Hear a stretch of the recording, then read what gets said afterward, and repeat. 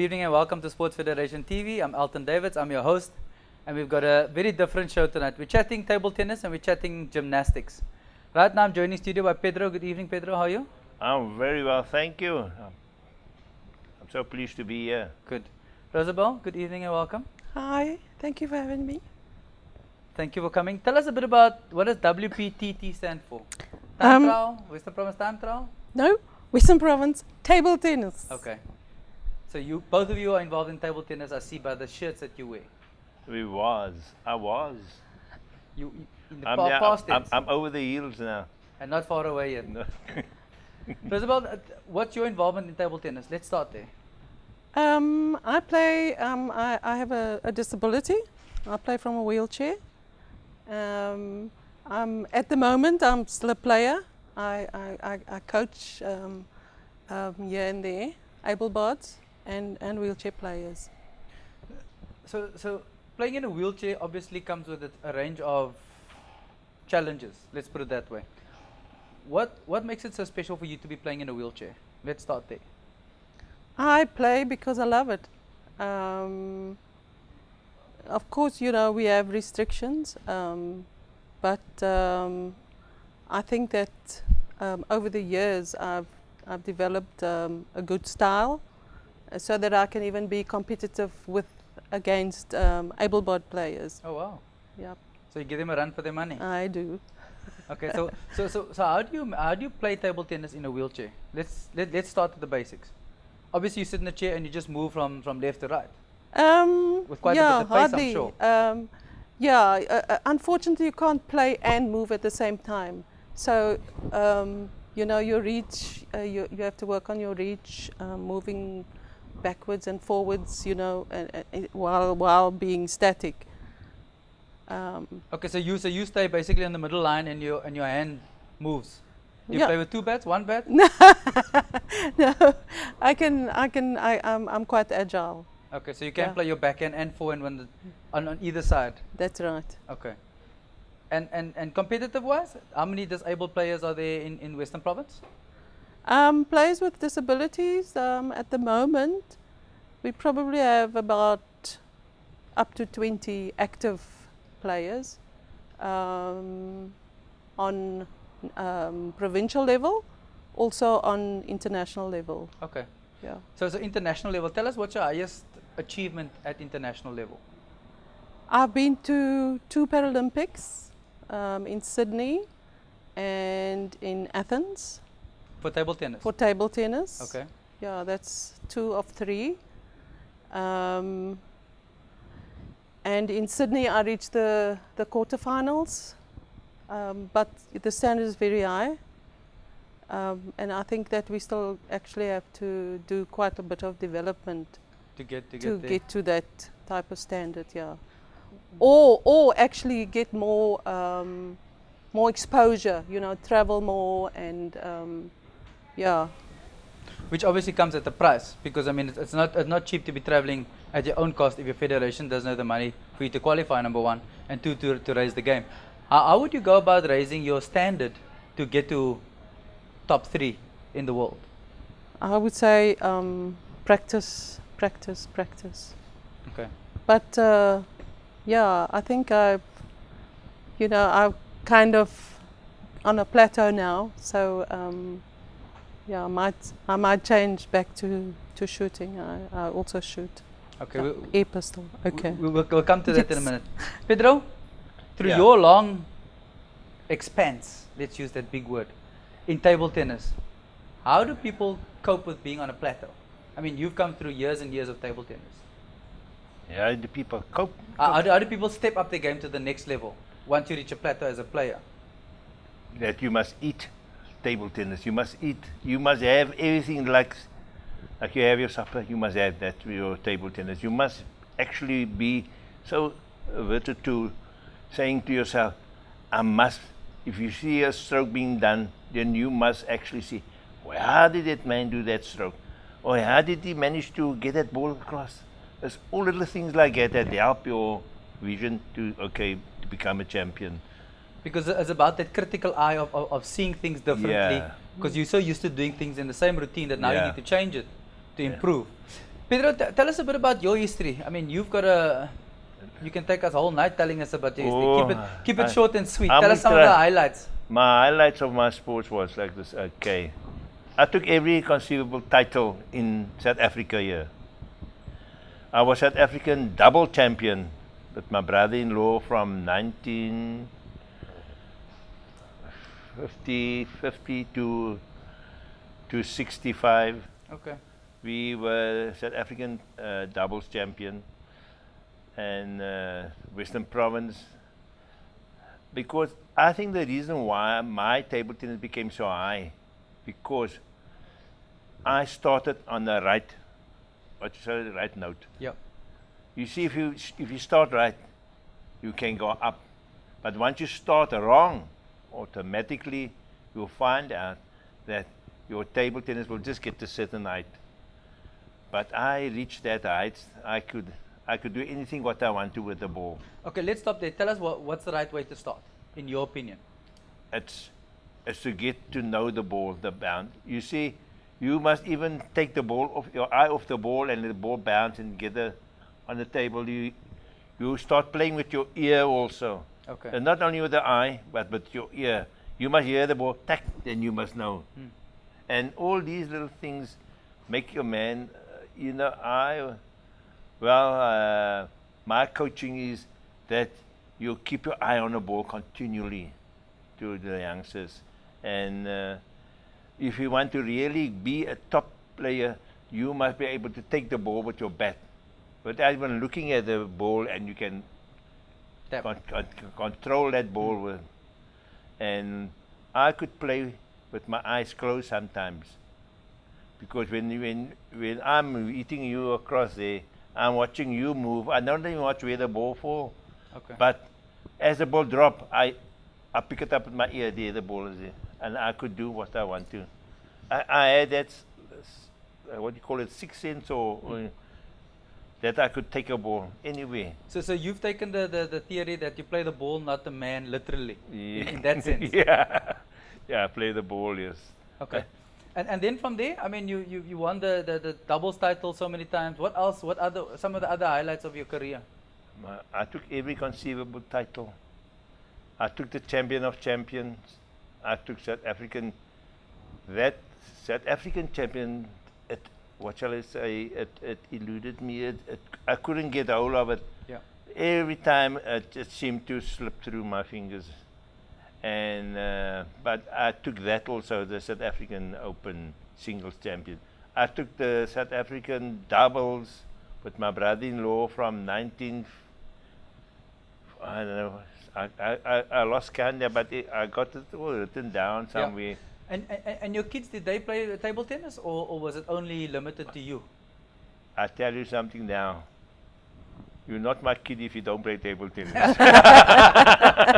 So they were all forced to play table tennis, whether they liked it or not. Yeah, they are, but from my eldest son to my youngest son, all of them are top players.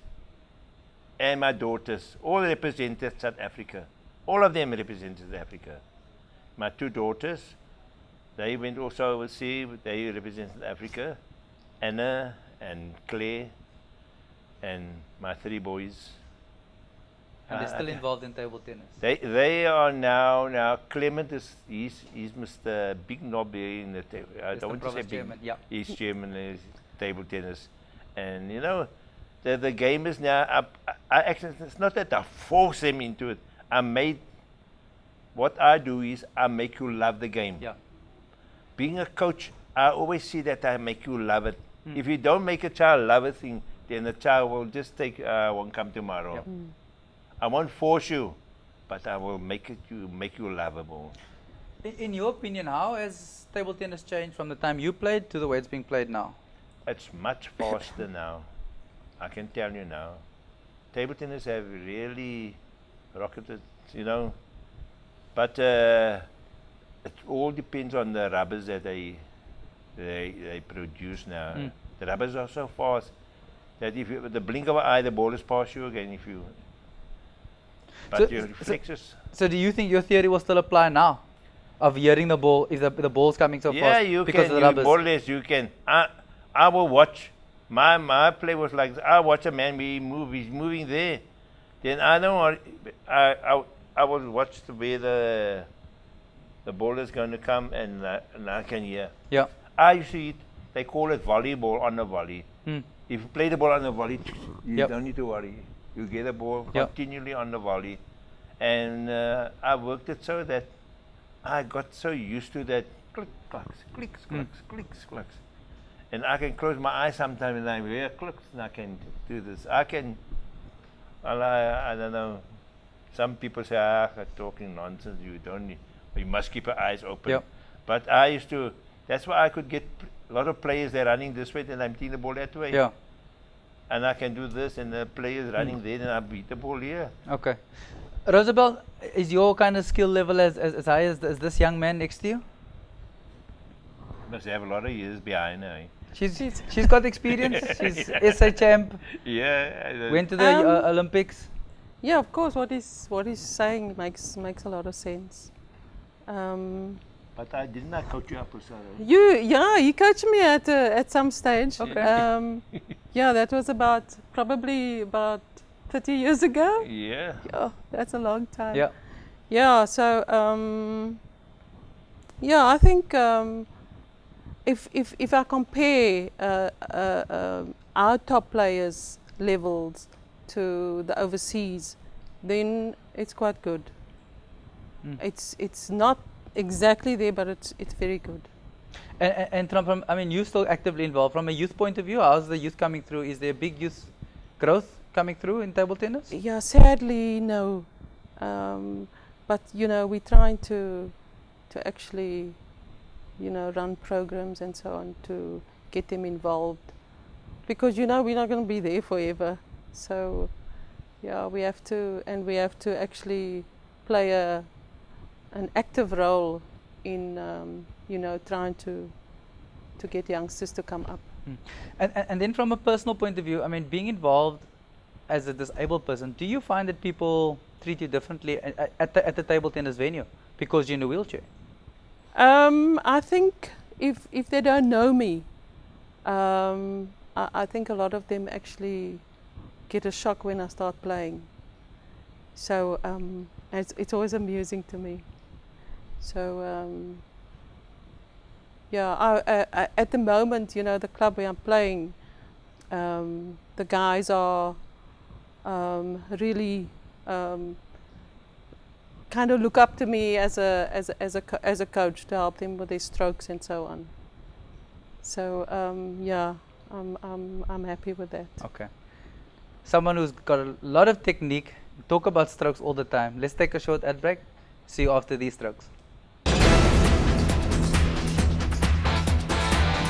Welcome back to Sports Federation TV. We're chatting a bit about table tennis. We've got Rosebelle and we've got a young gentleman in studio, Mr. Pedro Meyer, who's got a wealth of experience and a long generation behind him of table tennis players. Pedro, do you have any idea how many people you've coached over the last decade? They call me Mr. Table Tennis. Mr. Table Tennis. Yeah, wherever I go, Mr. Table Tennis. I'm playing table tennis so long, and I've never ever chased any youngster away from my venue. I built a special place on my home. Now let me first explain this. I come from, they call it Lauder Street in Greenpoint side, when we were forcibly removed out of there because of our color. So where we played there, my uncle, we had a garage where we played. And the first thing I said, they said, Pedro, you are taking the table tennis tables and you're going to put it wherever you're going to live. So I managed to buy a plot here in Lansdowne, and the first thing, even before I built my house, I built the garage for the table tennis table to go in. And I built not a garage, but a big place for table tennis. And I can tell you now, that garage, that produced so many champions. I live just on the border of Nova Park. And I used to go pick up the boys in our park. I pick up the boys in Manenberg. I pick up the youngsters in Google later. They will be seeing this picture. They will see me and they say, that man, he took me, and I brought them to my place. And you know, we had this comradeship where everybody was welcome. Nobody was thrown away. And I said, what I'm going to do is, I'm going to make all of them champions. And I tell you now, there was one little one, youngster, he came to me from the age of about 6, 7 years old. His name was Sean Jones. And nobody could believe it. But that youngster used to be like another part of the family. My wife used to say, another child here in there. And Sean used to come. He comes in and he have his supper with us. And you know, it was like, to me, it was like part of nurturing up and to show him the way through. And today, he can't praise me more than, I say, he got everything. He is now one of the top players in South Africa. He was the top player in South Africa. Pedro, but in those days, that's what sport was about. It was about the culture of family, what they call Ubuntu now. It was about you and me and a local club. And it was people in the local area, in your community, formed the club. And that's what your garage was. Everybody spoke about your garage. Everybody knew that if you come to the Meyers, you're only going there for playing to play table tennis, nothing else. See, our family was associated with soccer also. We had a team called Stefanius, named after my uncle who passed away. And the thing was that we had a soccer club, and we had this table tennis club, and we had the girls netball. We always brought all the youngsters effort. My uncle, he had this one pastor, he had all these youngsters always under his wing, bringing them into, he said sports is the one thing they cannot take away from you. They're going to take everything else away, but they will never take your sports away. And he printed into my head, you're going to be a champion. And this is what, you know, if you tell a youngster, you can be a champion, he tries utmost, but don't tell a youngster, you will never make it. Absolutely. I never ever, I always give him that extra push and say, hey, you got it. You got it. You're going to be a champion. Where do you get that backhand from? Where do you get that forehand? It was beautiful. I encourage them so that they always look, this is a Pedro Meyer flick, Pedro's flick. That's why I sold my flick to so many youngsters. They still owe me. I say, are your royalties now? Rosebelle, so tell me about this flick that this young man taught you. Do you still use that flick, that the famous Pedro flick? He wants to sell his backhand. He wants to sell. Rosebelle, so tell me a bit about the other sports that you're involved in. I mean, you've been involved in air rifle and weightlifting, a little birdie told me. Tell me a bit about what's the transition like, or why did you do the other codes of sport, or which is your passion? I did air pistol. I actually started with table tennis, and then I actually did both. I did shooting, and you know, in the early years, we actually did such a lot of sports at the same time. But as we progressed, you know, we had to specialize, because the standard was so high. So it was actually very difficult to put time into, you know, to reach good levels in each sport. But between table tennis and shooting, I could actually manage. I never knew which one I actually liked more. So in 1996, I went to Atlanta Paralympics, and I got a bronze medal in shooting, air pistol. Okay. Yeah. And how was that? That was amazing to go there. It was really amazing for me, because I actually didn't have a coach. Oh wow. I did it all on my own. by, reading up and, just watching. I was also at the time competing against the able-bods in South Africa on a South African level, on a provincial level. And that probably also helped me. But yeah, that was my most amazing achievement. And the most amazing dignitary that you met? I met Madiba, of course. I met all 3 presidents. Oh wow. Yeah. I met Prince Charles. The Queen, I had lunch with the Queen at the Commonwealth Games. And this is all through sport? All through sport. Yeah, I've been very, very blessed through sport, really. Sure. Opportunities, yeah. Pedro, Yeah. this was given to me. I believe this is yours. Yeah. I was given to me by Mr. Mandiba. Why did he give this to you? For What is I- significant? For the things of sports that I actually can read that what's written there. It says, sport has the power to change the world. It has the power to inspire. It has the power to unite people in a way that little else does. It speaks to youth in a language they understand. And that was symbolic of what sport has done in your lives. Yeah. Do you think? Yeah, of course, definitely. And it changed a lot of youngsters. I believe I changed a lot of youngsters' way of life to the right way. Many of them would have gone astray.